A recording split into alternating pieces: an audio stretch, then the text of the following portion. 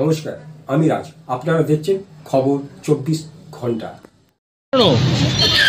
আপনারা তো জানেন যে সরকার চাইছেন মাননীয় মুখ্যমন্ত্রী মমতা বন্দ্যোপাধ্যায় এবং অভিষেক বন্দ্যোপাধ্যায় দুজনেই চাইছেন মানুষের যাতে অসুবিধা না হয় রাস্তাঘাটে চলার ক্ষেত্রে। আমাদের এখানে যে সমস্ত হকার ভাইরা রাস্তা রাস্তার উপরে উঠে পড়েছিল তাদের আমরা প্রশাসনের পক্ষ থেকে পৌরসভার পক্ষ থেকে অনুরোধ করেছিলাম যে পিচ রাস্তা ছেড়ে তোমরা বসো। আমরা কোনো হকারের পেটে লাথি মারতে চাই না, কারণ হকাররাও আমাদের এই শহরের মানুষ, তাদেরও বেঁচে থাকার অধিকার আছে, খাদ্য জোগাড় করার অধিকার আছে।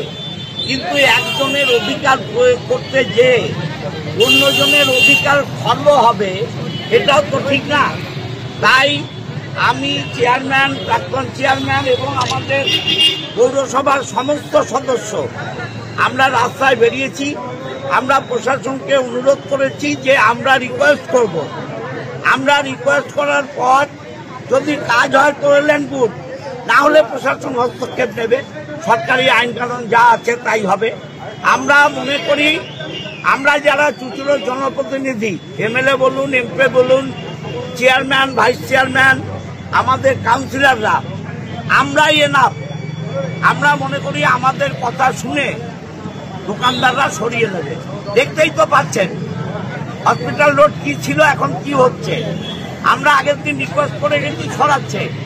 আমরা এখন বাজার থেকে পিউলবাতি পর্যন্ত আজকে শেষ করব, পিউলবাতিতেও যাব। এবং আজকে আমরা অনুরোধ করব